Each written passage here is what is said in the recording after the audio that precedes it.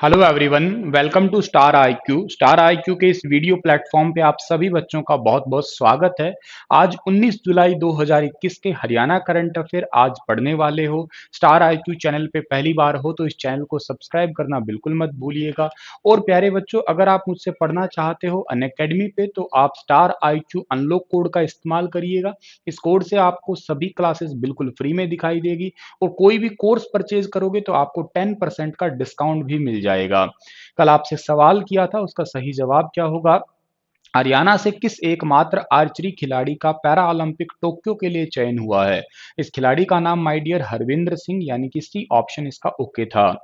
आज का पहला क्वेश्चन क्या होगा कि हरियाणा के किस गांव में राज्य का पहला राष्ट्रीय रोग नियंत्रण केंद्र स्थापित किया जाएगा? तो हरियाणा का ये गांव डियर कौन सा है? ये गांव है मेरे प्यारे बच्चों नंगल, यानी कि ए ऑप्शन जो है इसका हमारा वो बिल्कुल ठीक रहेगा। ये अंबाला केंद्र पड़ने वाला गांव है और यहाँ पे हरियाणा राज्य का पहला डिजीज कंट्रोल सेंटर जो है ना वो स्थापित किया जाएगा, या यूं कहूं national centre for disease control, ये स्थापित किया जाएगा। अच्छा सर, ये national centre for disease control की आप बात कर रहे हो, जिसको आप लोग एनसीडीसी कहते हो, नेशनल कोऑपरेटिव डेवलपमेंट कॉरपोरेशन, उसी के तहत ही ये आता है।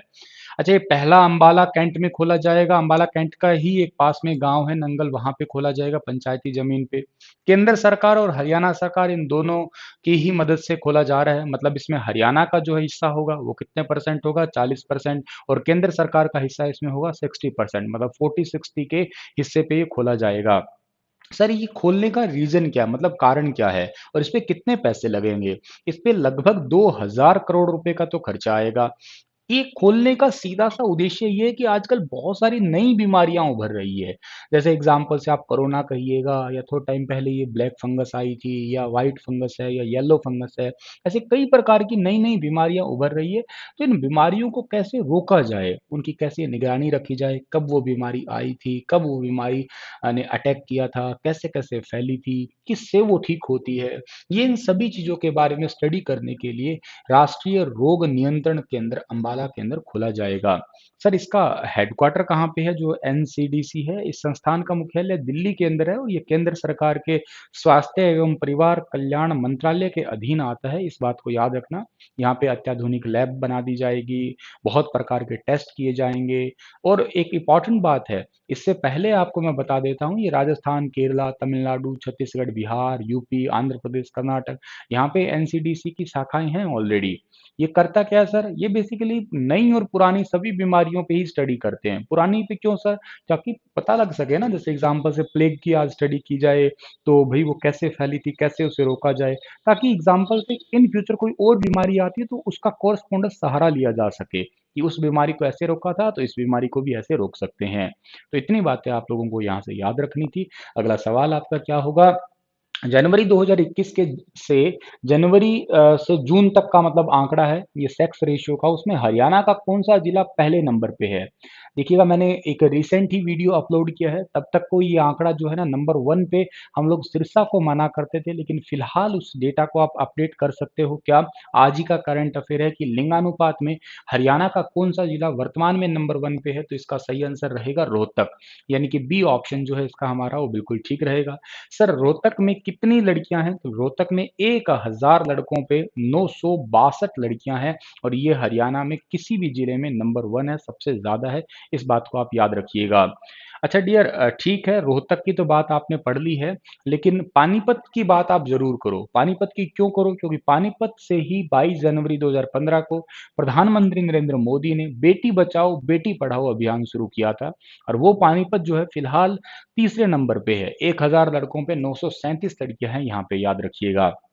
अच्छा सर, पानीपत या बाकी जिलों की बात कर लेते हैं। लाइक रोहतक की बात करो तो 962 है, चरखी दादरी 945 है, पानीपत 937 है, महेंद्रगढ़ 31, रेवाड़ी 27 है, पंचकुला 26 है, जींद 925 है, पलवल 23 है और सिरसा भी 23 है। ये याद रखिएगा आप लोग, पहले सिरसा नंबर 1 पे था, लेकिन अभी जो लेटेस्ट सरकारी आंकड़े आए हैं उसमें नंबर 1 पे रोहतक है।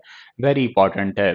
और 2015 से अब तक की बात कर रहे हो आप लोग, तो हमारा जो ये पानीपत का स्थान है वो तो आपको यहाँ पे दिख ही रहा है, ठीक है ना। जैसे 2015 में जब बेटी बचाओ बेटी पढ़ाओ अभियान शुरू किया था तब पानीपत का 10वां स्थान था, अब पानीपत का तीसरा स्थान पहुंच चुका है, ठीक है। चलो जी आगे बढ़ते हैं। अगला क्वेश्चन क्या होगा कि हाल ही में हरियाणा के किस गांव में तालाबों से सिंचाई की शुरुआत की गई है। तालाब के माध्यम से सिंचाई की शुरुआत की गई है तेपला और के साथ जाखोदा, इन दो गांवों के अंदर। तो इस क्वेश्चन का आंसर ठीक रहेगा डी वाला, ए और बी ठीक रहेगा इसका हमारा। सतलुज यमुना लिंक नहर का मुद्दा नहीं सुलझते देख हरियाणा ने क्या करना स्टार्ट कर दिया कि तालाबों से ही सिंचाई का एक नया फॉर्मूला निकाल दिया। अब सर ये तेपला गांव है कहाँ पे, या यूं कहिएगा जाखोदा गांव है कहाँ पे।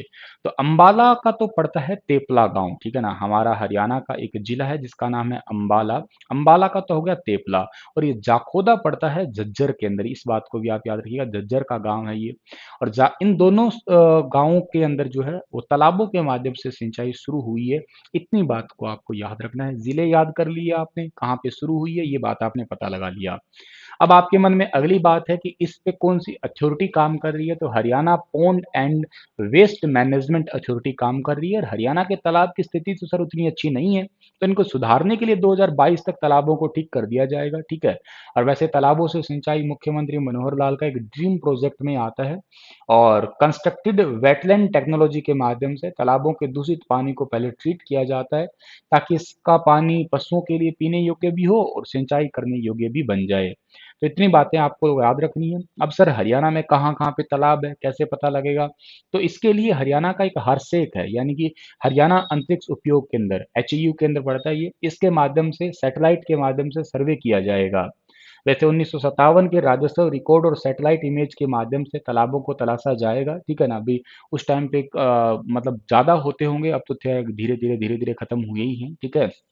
चलो जी, अगला सवाल है कि किस जिले की रहने वाली कीर्ति ने गुजरात न्यायिक सेवा की परीक्षा में देश में पहला स्थान प्राप्त किया है। गुजरात न्यायिक सेवा परीक्षा में पहला स्थान प्राप्त किया है, ये है फरीदाबाद की, यानी कि डी ऑप्शन इसका हमारा वो बिल्कुल ठीक रहेगा। हरियाणा की रहने वाली है कीर्ति और इन्होंने गुजरात की न्यायिक सेवा की परीक्षा में देश भर में टॉप स्थान मतलब हासिल किया है। टोटल इसमें 59 बच्चे जो है पास हुए हैं, जिसमें कीर्ति नंबर 1 पे है। तो कीर्ति वैसे 2-3 सालों से तैयारी कर रही थी, लेकिन अब तो खैर इनका सफ़र पूरा हो ही गया गुजरात न्यायिक सेवा का, ठीक है ना। फरीदाबाद की रहने वाली कीर्ति याद रखना। फरीदाबाद ट्रैक्टर उद्योग के लिए जाना जाता है। फरीदाबाद के लिए एक इंपॉर्टेंट क्वेश्चन है जो अभी रिसेंटली एचएसएससी ने पूछा था इस वीएलडीए वाले एग्जाम में, कि हरियाणा में सबसे कम ग्राम पंचायत कहाँ पे है। तो फरीदाबाद में है। और कितनी है सर वो है 116, ठीक है ना। 116 पहले थी, अब 3 और ऐड कर दी गई, तो टोटल 119 है। मैंने अभी एक रिसेंटली वीडियो अपलोड किया है हरियाणा का न्यू डेटा का, उस वीडियो को जरूर देखिएगा। वेरी वेरी इंपॉर्टेंट वीडियो है प्यारे बच्चों, उसमें बहुत सारे लेटेस्ट डेटा आपके आगे मैंने शेयर किया है, ठीक है। उसको जरूर याद रखिएगा।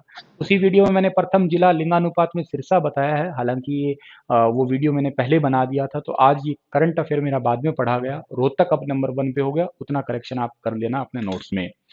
तो चलो जी अगला सवाल होगा कि किस जिले के डॉक्टर सचिन मित्तल का अमेरिकन कॉलेज ऑफ सर्जन की फेलोशिप के लिए चयन हुआ है। अमेरिकन कॉलेज ऑफ सर्जन की फेलोशिप के लिए चयन हुआ है, और ये भी रहने कहाँ के वाले हैं डियर, फरीदाबाद, यानी कि सी ऑप्शन जो है इस क्वेश्चन का आंसर हमारा वो बिल्कुल ठीक रहेगा। अच्छा, ये फरीदाबाद के हैं और सर्जन डॉक्टरों का विश्व में सबसे बड़ा समूह है ये वाला, ठीक है ना। और अमेरिकन कॉलेज ऑफ सर्जन की फेलोशिप के लिए चयन हो गया इनका।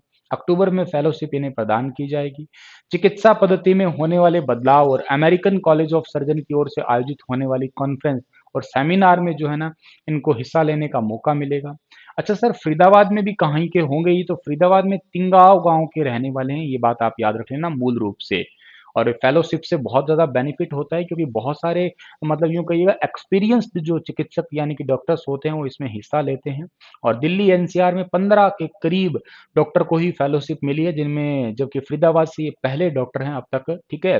तो ये बहुत बहुत इंपॉर्टेंट है, इसमें दूरबीन से ऑपरेशन होना या बहुत सारी लेटेस्ट टेक्नोलॉजी जो आजकल आई है, उनके लिए जो है इनका चयन हुआ है। तो ये बात आप लोगों को यहाँ से अच्छे से याद कर लेनी है, ठीक है डियर। और डॉक्टर सचिन को आप लोग फोटो में दिखाई दे रहे होंगे, यही है डॉक्टर सचिन। फरीदाबाद की बड़खल झील भी बहुत ज़्यादा इंपॉर्टेंट है, याद रखिएगा आप लोग। हरियाणा का पहला पर्यटन स्थल भी उसे ही घोषित किया गया था झीलों के रूप में। और इंपॉर्टेंट बात अगर आप लोग बात करें तो फरीदाबाद का सूरजकुंड मेला 35 सालों में इस बार नहीं लगा था, कोविड-19 की सिचुएशन की वजह से। हरियाणा के किस जिले में चंडीगढ़ के सुखना लेक पार्क की तर्ज पर हाली पार्क बनाया जाएगा? हाली पार्क बनाया जाएगा हरियाणा के अंदर, और ये बनाया जाएगा माय डियर पानीपत के अंदर। यानी कि ए ऑप्शन जो है इसका सही आंसर रहेगा। जैसे एक कृत्रिम झील के रूप में यूं कहिएगा बनाया जाएगा इसे।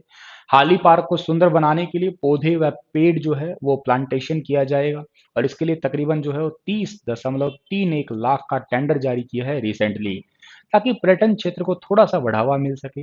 अभी सुखना लेक के बारे में भी क्वेश्चन पूछा गया था एचएसएससी द्वारा 1958 में, ली कार्बूजियर द्वारा जो है ना इसे बनाया गया था। तो ये पॉइंट भी आप लोग यहाँ से याद कर लेना।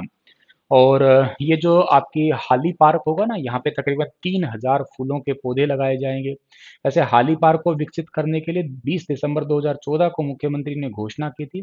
प्रोजेक्ट गुरुग्राम की कंपनी ने तैयार किया था, लेकिन अभी तक ये तैयार हुआ नहीं है। इस पे अभी भी काम चल ही रहा है हालांकि। टोक्यो ओलंपिक में भारतीय महिला हॉकी टीम की कमान किसके हाथों में दी गई है? No doubt very very important question है, आपको याद करने वाला। रानी रामपाल के हाथों में दी गई है। टोक्यो ओलंपिक ओलंपिक में 16 सदस्यीय भारतीय महिला हॉकी टीम की कमान में हरियाणा की ही बेटी को रानी रामपाल संभालने वाली है। जैसे रानी रामपाल के साथ हरियाणा की और खिलाड़ी भी शामिल है, लाइक सविता पुनिया है, नवनीत कौर है, उदिता है, शर्मिला है, और शर्मिला कुदारा है, मोनिका मलिक है, जो कि हॉकी स्टिक से पूरी दुनिया में अपना कमाल दिखाने वाली है। रानी रामपाल को आप लोग बहुत अच्छे से जानते हो, इनको बहुत सारे अवार्ड मिले हुए हैं। ये हरियाणा के शाहाबाद की रहने वाली है, याद करना आप लोग, ठीक है ना। अच्छा, इनको कौन कौन से अवार्ड मिले हुए हैं आप कमेंट सेक्शन में लिख के जरूर बताइएगा, ठीक है। तो हरियाणा से ये बेटियां जा ही रही हैं, तो आपको बहुत अच्छे से पता ही है।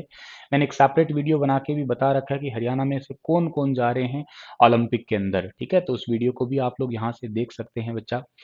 तो चलिए, आप लोगों के लिए आज का सेशन तो इतना ही था, और आप लोग मुझे क्वेश्चन बताइए कि केंद्र सरकार द्वारा जारी की गई वित्त वर्ष 2019-20 की रेटिंग में हरियाणा बिजली वितरण निगमों ने कौन देश में कौन सा स्थान प्राप्त किया है? पहला, दूसरा, तीसरा, पांचवा? विस्तार से बताना। कल फिर हाजिर होऊंगा लेटेस्ट अपडेट के साथ। तब तक अपना ख्याल रखिएगा। धन्यवाद।